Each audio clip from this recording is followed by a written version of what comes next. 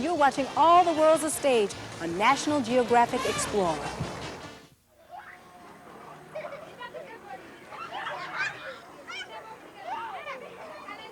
Sumi really looks after the children very much. They're sleeping, they're eating, feeding them, bathing them. She has to tell them everything about a little girl becoming a woman. She has to explain all that. She loves them very, very much. She gets angry with them, but then she forgets about it in 2 minutes. That is her specialty in a sense. And her heart is very pure, very pure.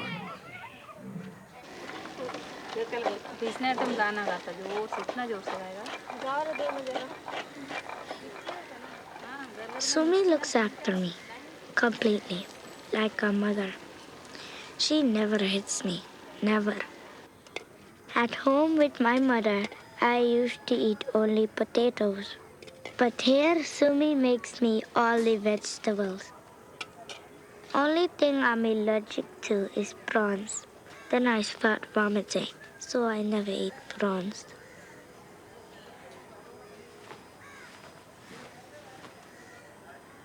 I'm not just teaching them to be good artists, but I'm telling them about a way of life.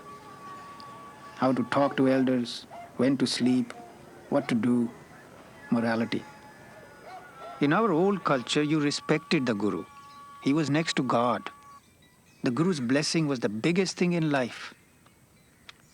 In my religion, it says, do whatever good you can, as much as you can. And if you can't do good, then don't harm anyone at least. Pink is just a child. She's like wax. She's not even fully formed as yet. If a little bit of flame comes, or just the heat of the flame, the wax will melt, right? It's not going to form. We've given them a certain discipline in their lives about bathing, about practice, about waking up and praying. Without discipline, the skywalk can't happen. We teach them to respect their costumes exactly like a musician respects his instrument. Then God will lead you to the very top.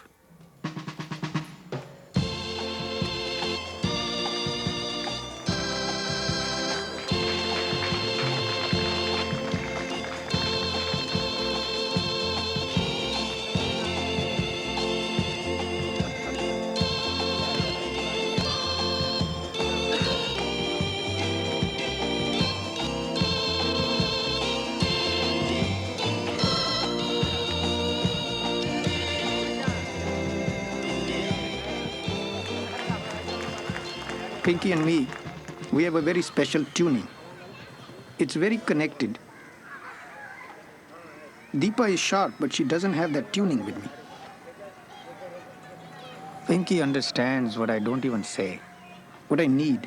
She always knows it, and she's always there. And wherever she needs help, I know it. Before she asks for it, before she falls, I'm there to hold her. Pinky looks after me like a mother looks after a child. Maybe Pinky was my mother in my last birth, or maybe I was her mother. I don't know.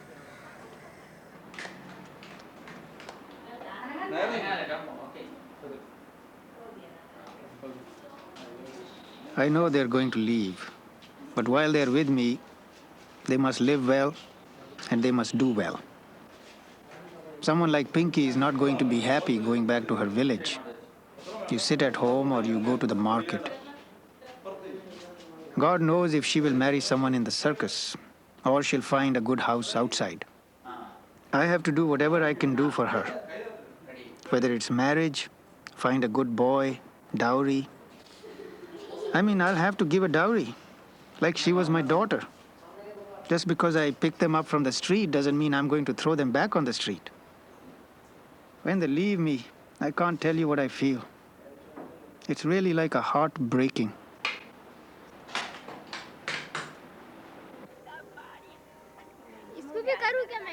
I'm not going to get married. I don't want children. I'm going to stay with Pratap and Sumi.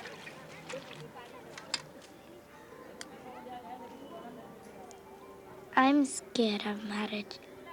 He'll get drunk. He'll beat me. He'll hold my head and pull it. Even when when I'm old, I'll look after myself. My mother lives in a village far away from the circus. I went back home once. I never want to go back. My father loved me very much. He never hit me. When my father died, we had to sell the shop. If we had the shop still, we wouldn't be poor like this. After our house got swept away in the flood, we made this house. You can't imagine how small it is. When my father died, there was nothing to cover him with. So they covered him with my mother's sari.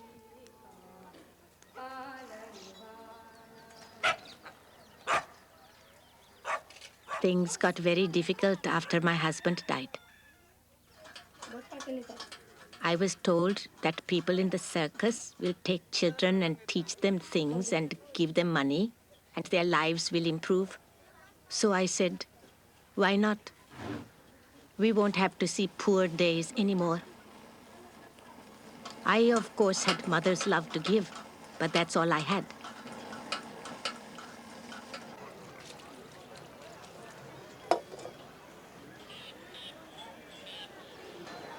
Her sister and I miss her very much.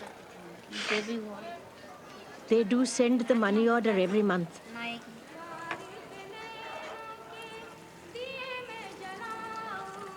Pinky is like a crocodile.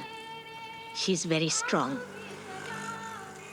When she was 5 years old, she said, I'll be a very big person and I'll bring so much money for you and then I'll feed you. She used to talk in a special way, like God. She'd say, I'll be with you in your sorrow. I'll make you happy. I don't understand how she knew all of this. She talked like she saw some vision in front of her. She used to get beaten by us a lot because she'd say, my name is God. So we used to say, which God? She'd say, my name is Krishna. When Pinky was 5 years old, she said, I want a photograph like Lord Krishna. All the things she used to say as a child are coming true. I get the money every month. I have not made any mistake in sending her to the circus. It was in her fate to go to the circus. It's in God's hands.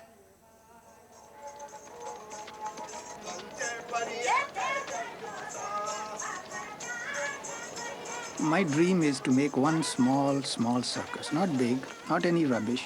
Very beautiful. Like a doll's house. Clean, neat, and absolutely perfect. These kids, of course, will be the stars of that circus. Once when I was with my mother, she put a cloth on the ground in front of the cinema hall and told me to perform. So I did. It didn't feel good. I didn't like the way people threw money on me.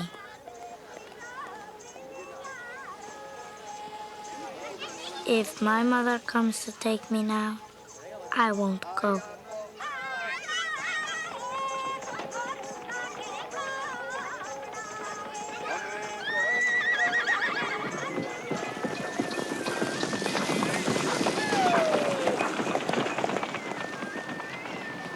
In our village, there used to be one place where there was a lot of water. We used to go there to bathe every day, but one boy jumped in and he died. After that, I got very scared. That day by the ocean, I went in because Pratap was there. In the water, it was very nice. I wasn't scared.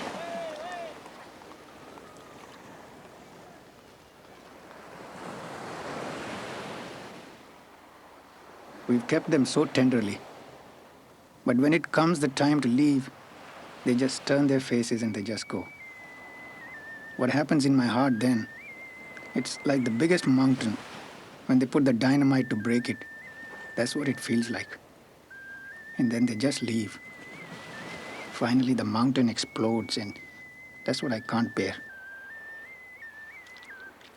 And then again, I start all over again.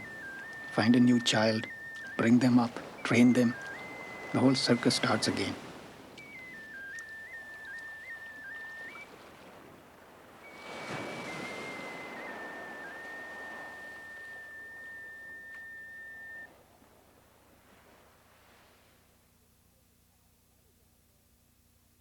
As Pinky gets older, she'll most likely follow the path of other young girls that have performed the Plastic Lady Act before her. As their flexibility decreases, they move on to cycling routines for a few years and then typically marry someone in the circus, carrying on the family tradition under the big top. Next, put on your dancing shoes as the Jitterbug swings its way across America when Explorer returns on TBS.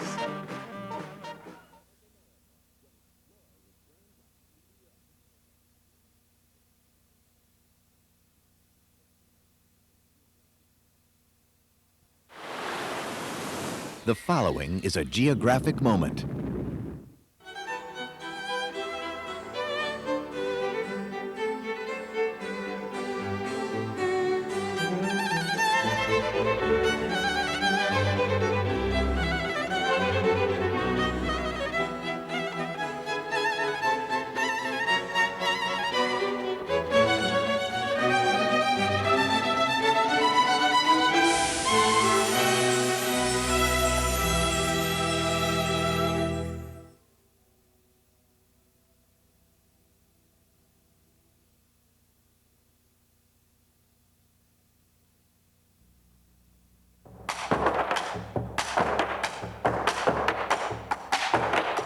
You know, the roots of this act are actually in Argentina. There the cowboys or the gauchos use these boladoros for hunting. And after many years, this kind of dance was born.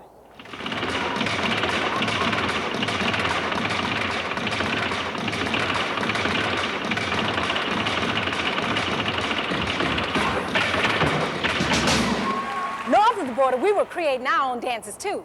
Renee! Come on and dance with me. Come on, let's do.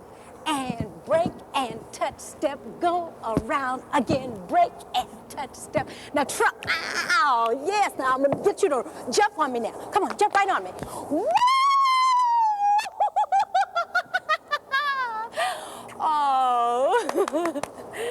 Coming up next is the story of a great dance, one that began in the ballrooms of Harlem. A dance as downright explosive as any ever invented, the jitterbug. So get your dancing shoes on, honey, or get out the way, because we're headed uptown, stomping at the Savoy. Bum, bum, bum.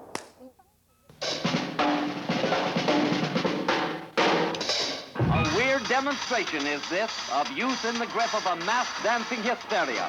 Biggest jam session ever held. Seldom has America witnessed anything quite like this exhibition of midsummer swing madness. It was born half a century ago in the nightclubs and ballrooms of Harlem.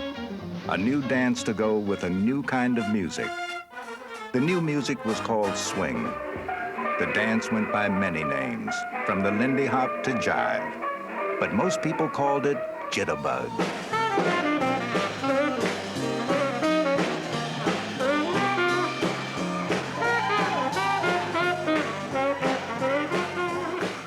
If there's such a thing as a classic American dance, the jitterbug probably deserves the title. People of all ages dance it in every part of the country, and everyone gives it their own individual twist. In jitterbug, the more ways you can move to the beat, the better.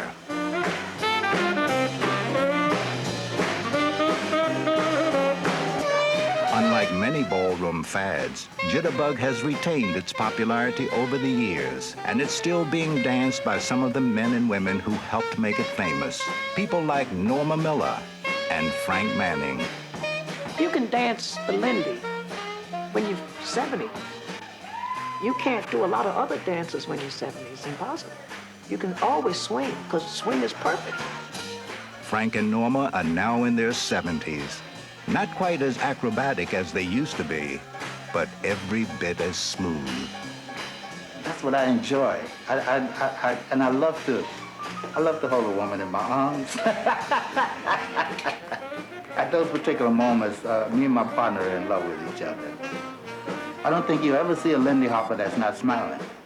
When everybody was feeling low, it was a dance that was a happy dance that would get people together.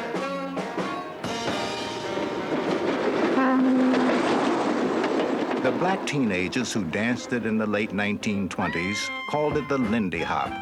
It was yet another outpouring of that era of creative ferment known as the Harlem Renaissance. In Harlem at the Savoy Ballroom, that was our niche. That belonged to us. And everybody came there. People used to stand outside the Savoy Ballroom just to watch the people go in. And they came there with the best they had. You would walk in, and this is this long ballroom, and from one end of the ballroom to the other were people dancing. There is rhythm on the Lindy Hop at Harlem's Land of Swing, homeland of happy feet. I think I was in my 20s before I realized the rest of the world didn't dance. I just never knew anybody who wasn't a dancer. Loose-jointed girls and boys made of India rubber.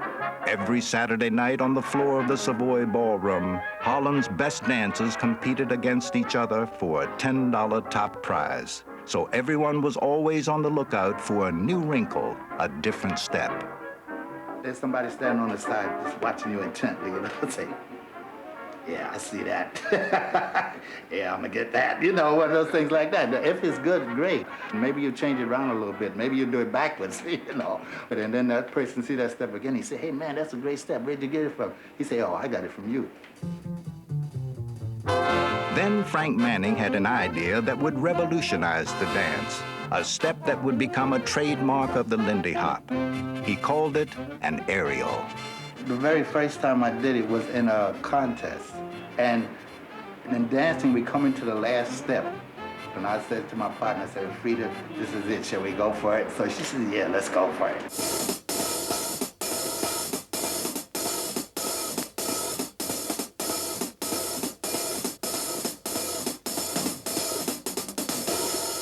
It seemed like the whole Savoy Ballroom, who were experts in Lindy hopping, they arose as one and said, oh, they just started to screaming and hollering and jumping and stomping and carrying on. Then I said, oh, well, maybe we're onto something. What they were onto was a dance that would soon move beyond the confines of Harlem and begin to excite audiences and dancers in white America. Next, Whitey's Lindy Hoppers jive their way from the dance halls of Harlem and onto the silver screen. After this on TBS.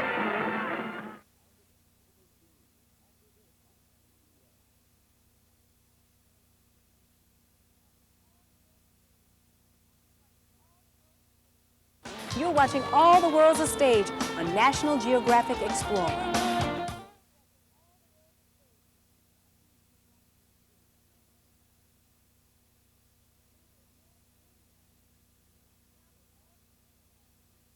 Now there's more swing madness as National Geographic Explorer continues on TBS.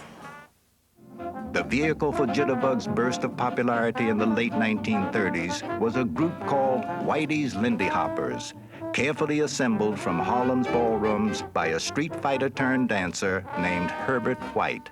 Whitey. I went with Whitey when I was 14 years old. I had won a contest. And he saw me dance in a contest. He brought me to the Savoy. He saw Frankie dance in the ballroom one time, and he saw Frankie and get after Frankie. He knew what he wanted. What Whitey wanted was to showcase the Lindy Hop, not only in America, but in nightclubs around the world. For that, he needed dancers like Frank and Norma, and he got them. We just had a charmed life. When you're young, and somebody's saying you're going to Europe and you're going to Paris and oh my, I mean, you're 15 years old. So I said, this is the life for me. You mean to tell me I'm getting paid, I'm dancing, and I'm seeing the world. Life is perfect.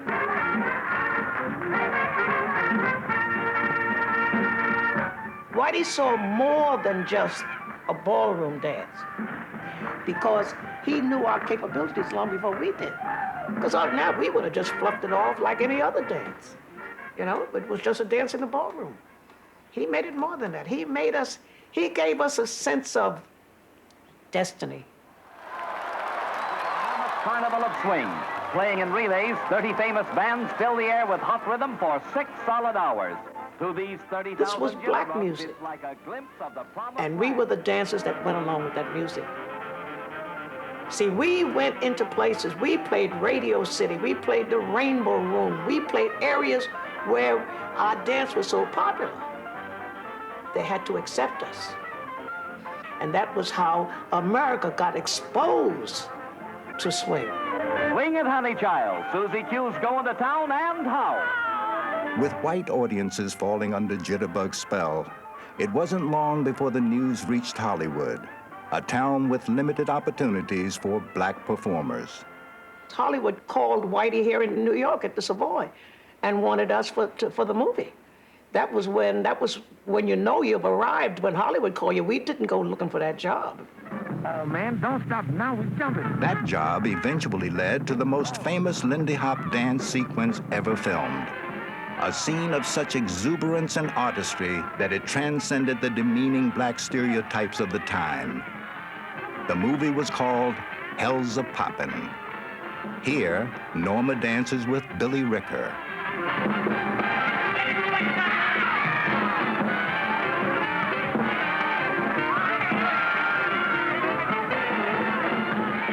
Al Minns performs his specialty, a Charleston move called Crazy Legs with Willa Mae Ricker.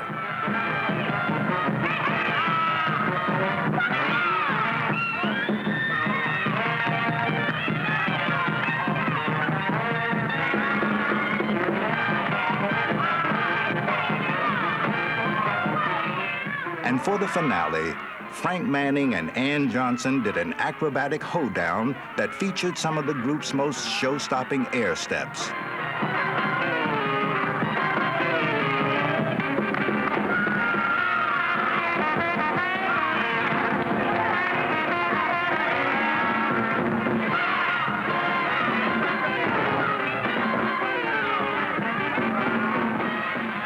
I've had 50 years to look back and said, I mean, you'd have to be crazy to do what we did, you see? But we did it because we loved it. We had been so in tune to each other. Remember, we lived together, slept together, worked together. We were as best as we could be. I don't think we've ever been better. That's what we did. That was ours. It was a very fabulous group. It was the best group that ever was in Lindy Hop. It was also the beginning of the end. The war came. Race riots erupted in Harlem. The music began to change, and so did the dances. For Whitey's Lindy Hoppers, the golden era of swing was over, at least for a while.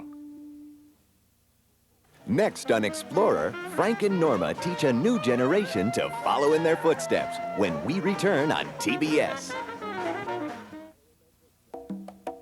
The Discover Card invites you to test your knowledge of the world with National Geographic Atlas. To which island was Napoleon Bonaparte exiled after his defeat at Waterloo? St. Helena, Elba, Malta. Stay tuned for the answer right after this.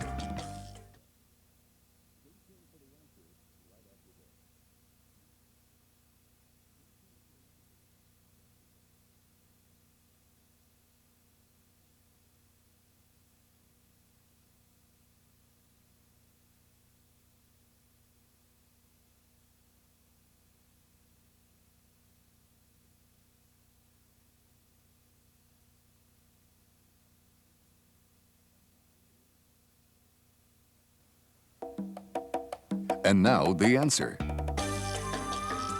St. Helena, more than 1,000 miles off the western coast of Africa in the southern Atlantic Ocean, the island of St. Helena is part of a British colony.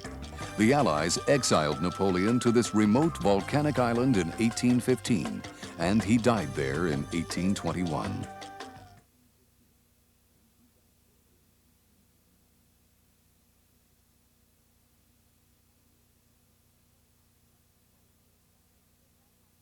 A new generation of Lindy Hoppers takes the stage as National Geographic Explorer continues. Rock, step, kick, step, kick, and step, kick. Warren Hayes and Carleen Hines are members of a British dance troupe called the Jiving Lindy Hoppers. They've come to the States for a series of workshops and performances aimed at a new generation of jitterbuggers. The first thing you've got to do when we're learning the Lindy Hop, which is the grandfather of all the jiving, isn't it, yeah? We call it jive, you call it jitterbug, yeah? Not only is it up here twisting and spinning, but it's also down here, so you can combine the two, yeah? Much more fun. Strange as it seems, the Jiving Lindy Hoppers first learned the dance from watching Frank and Norma's old movies. The impact of Hell's a Poppin' was, wow. I mean, I couldn't speak. I just saw it and absorbed it all. I just thought it was amazing. I just thought it was wonderful. I looked at it and I thought, oh my goodness, I'll never be able to do that, ever. I thought it was quite amazing. I say, you mean to tell me you sit in front of a camera, in front of a TV, and you do all of that? And you learn how to dance on that? I said, man, I thought it was stupendous. In 1985, the Jiving Lindy Hoppers finally met Frank and Norma, still swinging out in New York nightclubs. And actually going over there and meeting them, just seeing them still dancing, and still dancing well, it's a real sort of satisfying feeling like, well, this is it, this is where it's happening, and this is what I've got to work towards. What they had to work towards was finding the soul of the dance, the part that lay beyond counting beats and fancy footwork. I remember once Norman Miller got so angry with us because I was saying, but what beat do you call it? Because, you know, we Brits, we're very, very technical, you know. we like to count things out, you know, and get it right, you know. Because if you start counting and talking like that with me, I don't talk to you. I talk only at the level where the music is. Well, you notice when Frankie swing out, it's got that marvelous long line everything is so symmetrical. And if a dancer could just get that swing, when you see a person that every part of his body moves to the music.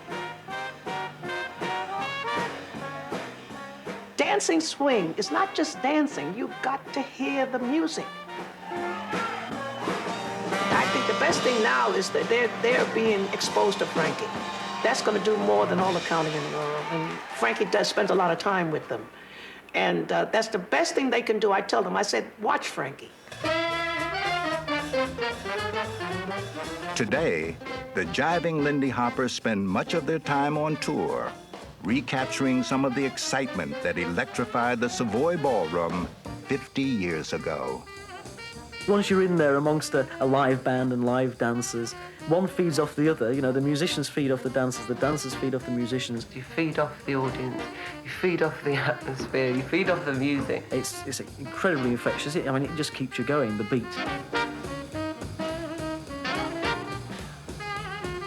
People go away and they're just so happy you've brought back a memory for them, you know.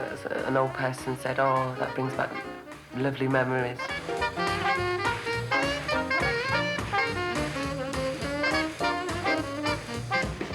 It's keeping swing alive. You can't have enough dancing in the world as far as I'm concerned. And I'm glad that somebody wanted to pick up the gauntlet and carry on the work. It's authentic jazz. It's a connection right across time, isn't it?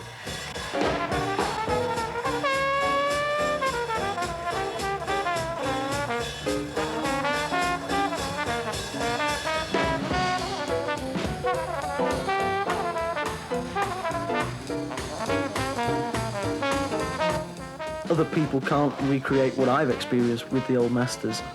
I suppose that gives me a burning desire to teach them as well as I can, you know, in my own small way, really, to do that, to repay. You can share something, you bring something new into someone else's life. Bring them a bit of joy, which is what everyone needs.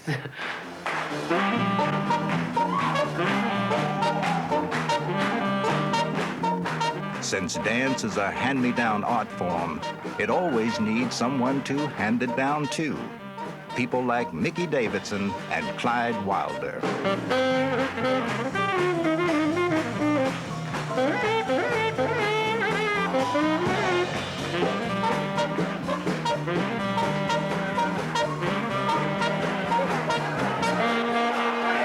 And to see Frankie and them do it, just the excitement that comes from them. Just like we hope the excitement comes from us and spread to everybody else. We're just kind of trying to follow in the footsteps of our elders. Because if it's good for them, it's good for me.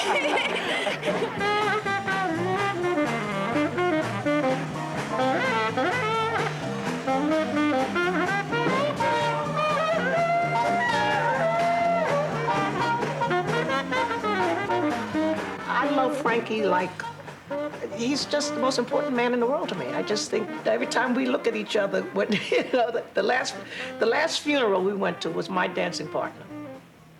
Billy and I had been together 30 years. And when we was at the casket looking at Billy, and it was me, Frankie, and there was Billy laying in the casket, and we knew there's only two of us left. Sort of makes you feel sort of strange, because you want the case of playing musical chairs.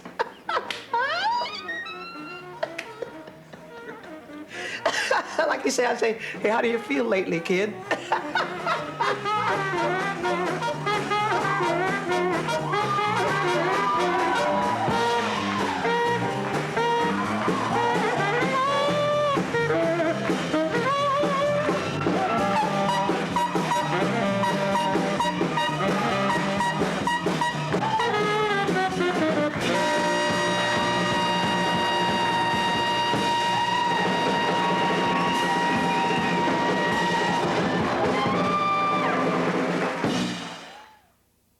I had the distinct privilege of working with Norma and Frank when I directed a movie a few years back called Stompin' at the Savoy. And even back then, Norma at the ripe old age of 73, and Frank, well, honey, he never would tell his age, always the ladies' man. The point is, they could always hit those steps. So that says to me that once you're an entertainer, it's in your blood for life. We've seen a lot of amazing performers this week. On a high wire over a Swiss Valley, on the dance floors of Harlem, and right here at the Cirque du Soleil. And you know, as different as they all are, they share one passion. They're entertainers, but even more, they're seekers, searching for that single moment of grace, that moment of perfection on a stage in a world of dreams. We'll be right back.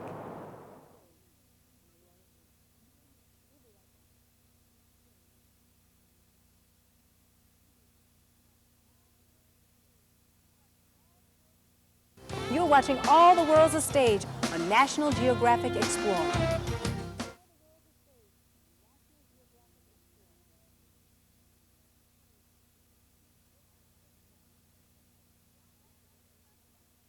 Well, that wraps up our special show. Robert Europe will be back next week, and here's a look at what's coming up. Are New Yorkers taking their water for granted? They shouldn't. Tunnels that supply the city are more than half a century old and could collapse. Next week, as part of National Geographic's Freshwater Initiative, Explorer will take you more than 600 feet below the Big Apple, where fearless workers are risking their lives to keep the water flowing. Then, we'll travel to the fabled islands of Robinson Crusoe, where this scientist has lived virtually alone during the last 5 years. Why? To study the amazing return of these fur seals. And a photographic wizard turns his eye on the unseen and shares his tricks of the trade. That's all next week. For all my friends here at the Cirque du Soleil, this is Debbie Allen saying so long. We'll see you next time on Explorer.